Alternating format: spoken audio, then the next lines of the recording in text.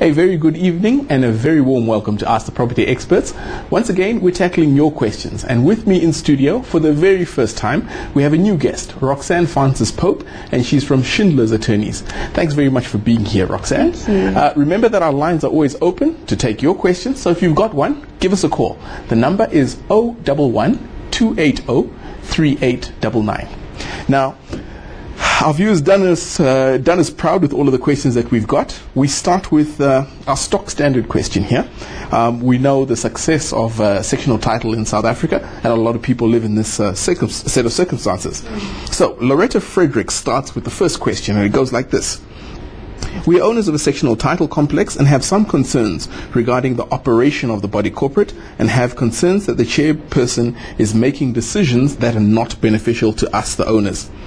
Can we please have the following questions answered? Does a body corporate need to have a constitution in place? If so, where do we obtain this? And the second is the chairperson is making decisions and signing letters of appointment to suppliers without the knowledge of the trustees. Surely that's not sustainable.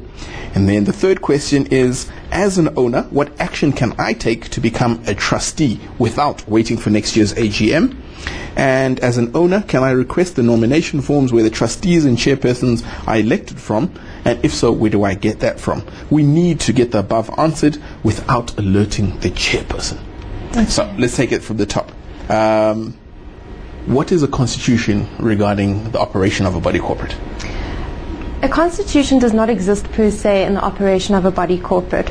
What happens is that a body corporate is established automatically upon the developer of a sectional title transferring the first unit to somebody other than the developer. So the body corporate exists automatically. Gotcha. However, the rules of the body corporate need to be registered with the deeds registry. That happens simultaneously with the opening of a sectional title register. So who actually prepares that? The developer will usually prepare it or appoint someone to prepare it on his or her behalf. But the important thing is that they must exist and they must be lodged with the deeds registry. Since they're lodged with the deeds registry, they're considered a public document, and therefore they're open to the public for inspection. So the viewer is more than welcome to go along to the deeds registry with her details of the sectional title and request that that be viewed. Is that a free service, or you have to pay for a copy, or what do you have to do? I'm not sure, but I presume, considering it's a public document, it would be free. If there is a fee, I'm sure it would be nominal. Okay. Yeah, so then, other than that, she could ask the body corporate for a copy of those rules, but if she doesn't want to alert the chairperson, then that wouldn't be the appropriate avenue. All right. Now, what is the role and duty of a chairperson with regards to, and in this case, it is signing purchase orders without the knowledge of the other trustees? That's quite worrying, that one person would have signing powers alone without reference to his peers. Absolutely. It's so worrying. Trustees are elected by the body corporate to act in juristic acts and in terms of internal management on behalf of the body corporate, and then at an AGM or a general meeting they will elect a chairperson to represent, or the chairperson has more of an advisory function over the trustees, and obviously you'll have to look at the rules of the body corporate as well as any resolutions which have been passed to determine whether the chairperson does in fact have powers which are superfluous to those given to the trustees. It's not common. I doubt that it's the case. At most, he'll have a casting vote at meetings. So it is important to consider those documents, but if the normal course of action has been followed, the chairperson shouldn't have signing power and certainly should not be able to do anything without the knowledge or consent of the trustees. Meetings of trustees are held for this purpose so they can determine which gardening service to use, which repair service to use, whether that gate should be fixed or not. So if he's doing it, he's basically probably not acting in a fiduciary relationship to the other trustees, and the trustees in turn have a fiduciary relationship with the body corporate. Therefore, my guess is that he's probably acting ultra vires, which is just, it's a situation which cannot take place. Okay. Now, it sounds like we're building a case against Muammar Gaddafi here. Now, if we want to do regime change before an AGM, how do we actually action that? What steps can an owner take to create the change before an AGM? Yeah. Basically, ordinarily you would wait for the AGM, but if you want to change the trustees or the chairperson, you have to call a special general meeting, and a resolution has to be passed at that meeting, removing certain of the trustees and then appointing new ones. So that's the action that could be taken. But my advice to anyone who lives in a body corporate as an owner, as a tenant, as a trustee, as a chairperson, is to get a copy of the Sectional Titles Act and have a thorough read through, especially sections 30 to 40. You need to know your rights as an owner of a sectional title unit. Sure. And I think that's expertly answered. Thank you very much for that. The second question is asking about a constitutional court ruling. It says, please would you give advice? On April 2011, there was a constitutional court ruling where it ruled that it would be unconstitutional for banks to repossess property if a homeowner becomes homeless as a result of the sale and execution. I hear all of the bankers breathing a deep breath right there. I am in that situation. I am currently under debt review. My debt counselor says it's illegal for the bank to attach my property as it is my primary residence, and furthermore, I'm under debt review. However, the bank has proceeded with a notice of attachment. I'm currently paying 3,000 Rand of the 5,000 bond every month. So it is not that I'm not paying my bond at all. Are you able to clarify this issue for me? Asks Gregory. Okay. Well, I think that Gregory has been a little bit misguided about the Constitutional Court ruling. It said that the registrar of the court is no longer in a position to grant orders for a bank to reclaim property which is being serviced by a mortgage So let's just bond. explain that technicality, that before it was an official in the court who would actually make that judgment. Yeah. Now it's a bit more complicated than that. Well, not necessarily more complicated, but the process is a lot more open. You have to go to court with a judge sitting there, open court. It's a transparent process, and more than that, so obviously you've got a more qualified person making that decision, and secondly, he has to take into account a much more broad variety of factors. The personal circumstances of the person involved, whether they have dependents, how long they've been living in the property, anything that's relevant to it. So it's a much more open, holistic, fairer process than before. But we haven't lost the established principle that if I lend you money to buy your property and you don't pay, and in the mortgage agreement it says if you don't pay, we will attach the property and sell it in execution. That still stands. Yes, that absolutely. Okay. Like, you know, you can still be evicted. Don't make no mistake. In this particular circumstance, being under debt review affords you certain protections in terms of the National Credit Act, and I'm absolutely shocked that the bank came and attached this property. Because that is supposed to be, debt review is supposed to be a standstill of your creditors. Yes. You say, look guys, I owe you 500,000, I'm only able to pay 3,000 a month, and then you go along under that debt review. That's the essence of debt review, Yes. if I understand it right. Yeah, and I mean, it looks like either the debt counsellor isn't doing their job properly, because they are meant to make a proposal to the creditors, being the bank that must be one of the biggest creditors, and that proposal should have been accepted.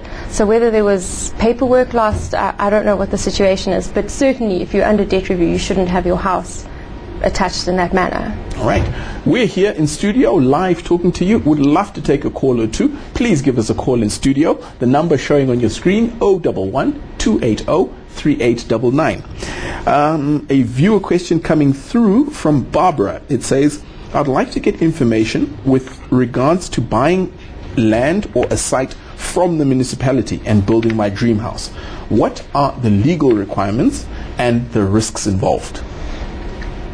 Well, you're dealing with a government organ here. Okay, so while the municipality is in certain circumstances allowed to sell land, it obviously owns a wide range of land and it's allowed to sell that. However, it has to be properly authorized to sell that land. So what I would recommend in the circumstances is that the viewer contact an attorney. An attorney can quite easily verify whether the municipality is in fact the owner of that land and whether they're in a position to sell it, whether it's being sold for fair market value, etc., etc. Now, most municipalities would have some sort of land disposal policy that have to put an advert in the paper or something like that, because it could get quite tricky. If there was a plot of land and I liked it, we've seen in Johannesburg there have been some serious fraudulent transfers of land. So you actually have to establish that to protect yourself, is what we're saying to this viewer. Yeah, it's not just a simple sale transaction. Make sure you are fully appraised of your rights in the situation. Okay, and then its description, it'll be like any other property. You'll see it, you'll get a surveyor general's diagram, you'll go through the town planning to know what you can and can't build, what your building lines are and that sort of stuff. So who does Barbara talk to get that good stuff?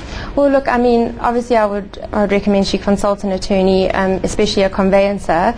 Otherwise, if she goes to the deeds registry, she can ask anyone there exactly what the process involved is and what has to be complied with.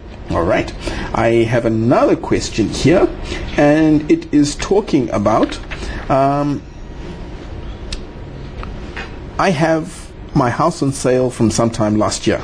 My estate agent informed me that my house has been sold. I went through and signed the contract with the conveyancers. Since then, I've been waiting for over 3 months. When I inquire with my agent, he tells me that the buyers of my house needed to sell their house before they would be granted a loan by the bank. My concern is the matter was never discussed with me, and I only knew about it when I was inquiring why the lengthy delays. I need to know what to do now. Now, it's not uncommon, I understand, in the trading of property that you enter a buy agreement based on a sell agreement. For me to raise the money to buy this new house, I have to sell my old house. Yes. But in this case, that doesn't seem a straight line. Look, it's a suspensive condition. Most sales for immovable property will contain a suspensive condition, whether it's that the buyer must get bond approval or that they have to sell their house first. In this situation, obviously we don't have the contract in front of us, but I assume that that suspensive condition is contained therein. If it's not in there, then it's disgusting behavior by the estate agent, because they should have alerted the seller to the fact that that was the situation. But moreover, the buyer will be repudiating the agreement, don't you agree? And that will give the seller, our viewer, the election to either abide by the contract or to rescind it. All right. So we've got a case there to say, look, either ship up or shape out. Yeah, absolutely. Have a good look at your contract first, though. Good stuff. After the break, we're going to be taking more of your questions. We've got a problem here, and it's involving pimps and prostitutes. Don't go away. Come right back.